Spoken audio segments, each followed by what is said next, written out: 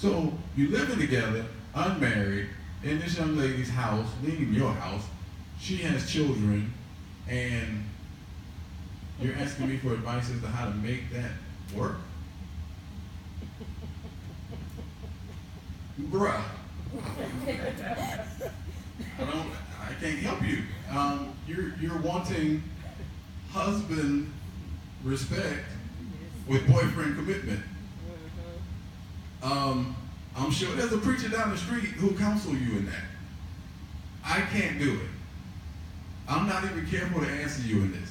You might never call me again for advice, but today, I'm going to give you all I got on this one, buddy. Right? And those kinds of stances will make you unpopular, because the world teaches us that all of that's fine. That's Old Testament teaching. That's thousands of years ago teaching. You don't have to make those kinds of sacrifices for righteousness' sake and for holiness' sake.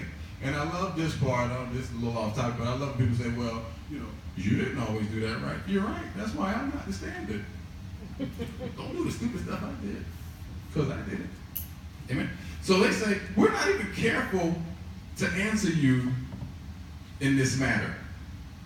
If that is the case, our God whom we serve is able to deliver us from this burning fiery furnace, and he will deliver us from your hand, O king. I'm going to come back to that because we miss that a lot when we read this text. But he's talking about two separate things.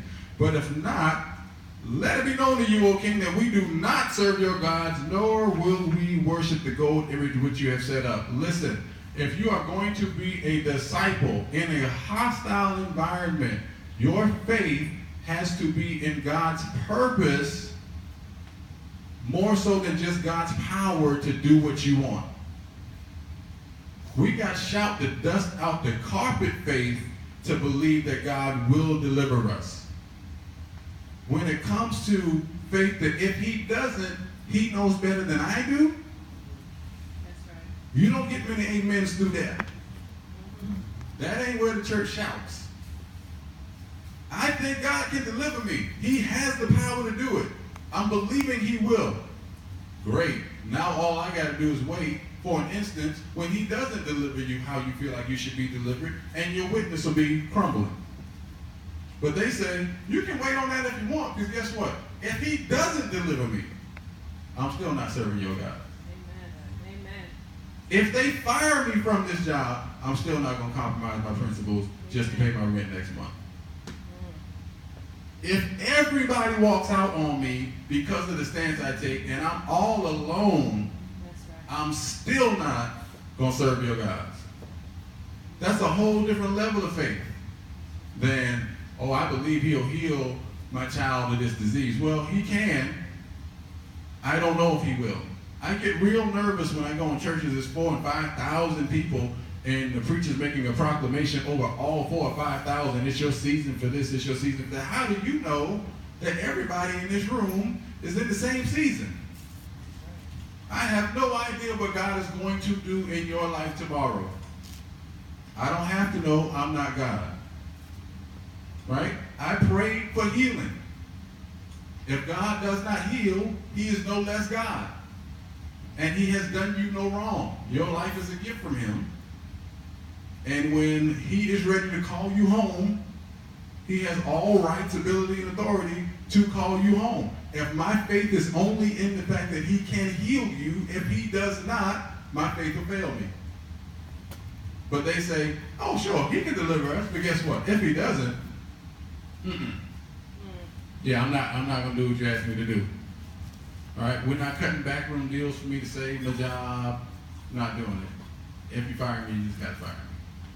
Now, experience with God matures your faith to that point. The Bible says tribulation work patience, patience work, y'all know the scripture. And so, some of y'all may not have had that testimony, but I've been fired from a few jobs. And I'm still here. Yes. Amen. So experience with God gives you a more mature faith that, sure, I think God can do this. I think God can stop the car from getting repossessed. I think God can heal the cancer. I think God can do all those things. But if God doesn't, guess what? I'm going down praising. Yes. I'm going down proclaiming his goodness. Hallelujah. come hell or high water, I'm not serving your God. All right? So they say, but if not, let it be known to you, O king, that we do not serve your gods, nor will we worship the gold image which you have set up. Then Nebuchadnezzar was full of fury, and the expression on his face changed towards Shadrach, Meshach, and Abednego. He spoke and could. You ever notice when you do what you believe to be right, everybody ain't happy? Some people will be more upset with you than they ever have been. He spoke and commanded that they heat the furnace 7 times more than it was usually heated. And he commanded certain mighty men of valor who were in his army to bind Shadrach, Meshach, and Abednego and cast them into the burning fiery furnace. Then these men were bound in their coats, their trousers, their turbans, and their other garments, and were cast into the midst of the burning fiery furnace. Therefore, because the king's command was urgent and the furnace exceedingly hot, the flame of the fire killed the men who took up Shadrach, Meshach, and Abednego. And these 3 men, Shadrach, Meshach, and Abednego, fell down bound in the midst of the fiery furnace. Now, if I was in an old school Pentecostal church with the organ going, that's why I preach that, what the devil meant for your evil will kill your haters, but we're not going to do all that today. But I will say this, when you do the little leg thing. So, I will say this, if you take a stand for God, there's a grace about having the presence of God on you that you can survive things that people without his presence cannot. There's some things that some of us in this room have been through in our lives that the only reason we're still in our right mind, a little bit of right mind some of us have, is because God was with us. Yes. And there are other people who went through just what you went through, and sometimes even less, who did not come out of it the same way you did. And that's no reason to stick your chest out and be prideful. That's reason to give God glory and give God praise, because his presence kept you. Keep you in perfect peace.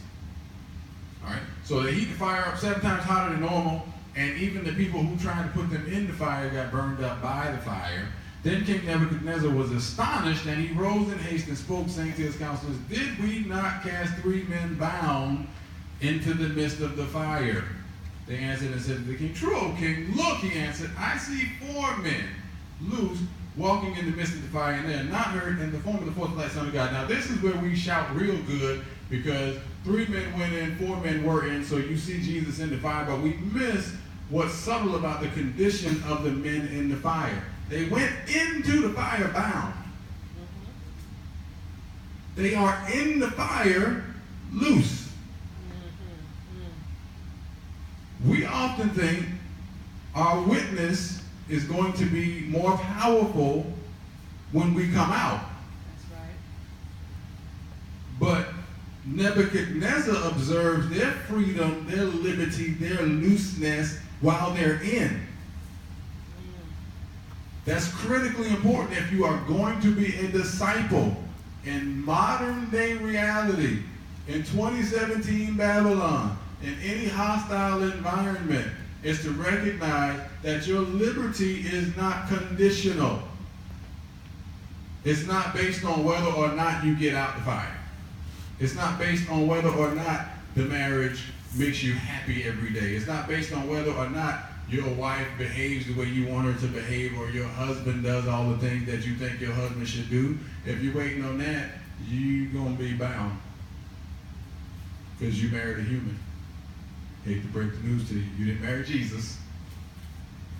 All right? You don't work with the angels.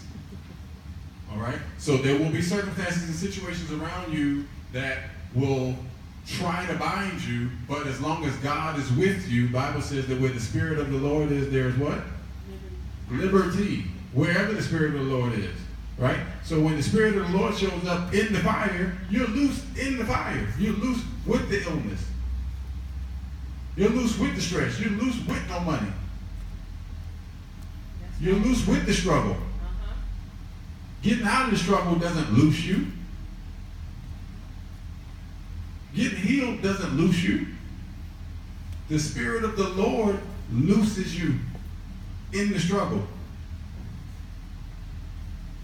All right? So your faith, or your freedom, can't be conditional. Wherever God's Spirit is, you're free. The challenge for most of us oftentimes is when we see the fire, we do everything we can do to avoid the fire. When we see the trial in front of us, we do everything we can do to avoid the trial.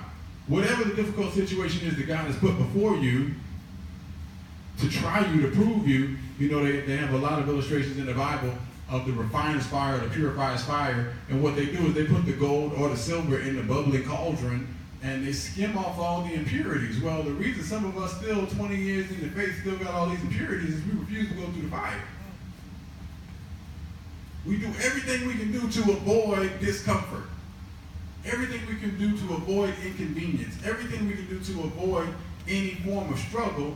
And it's those seasons that God purifies us, purges us, and frees us from those things that bind us. Some of us are bound by convenience.